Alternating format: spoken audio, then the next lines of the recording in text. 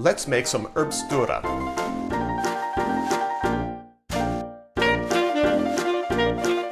When making Herbstura, you don't need a lot.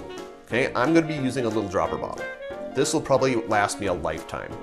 When it came time for me to make this recipe, I could not justify buying a bottle of Herbsaint just to make this little bit of Herbstura, so I'm going to use a little bit of the absinthe that I have on hand. But do what you like.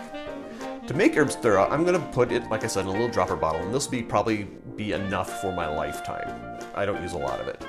Until I start making tiki drinks, and maybe we'll use a lot more. We'll see.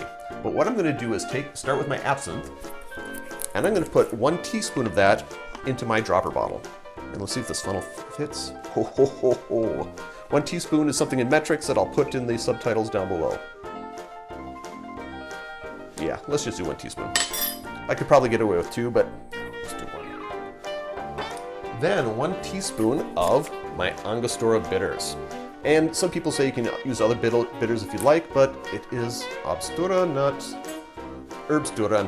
Herbstura, not. I'm going to use this knife on camera. There we go, there we go.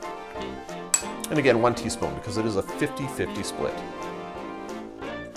Okay, seeing that in there, I'm going to double both. So another teaspoon of Angostura bitters.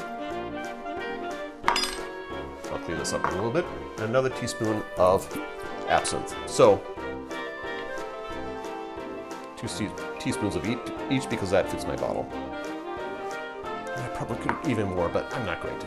Moving on. Seal up your bottle, give it a shake, and that's it. Herbstura.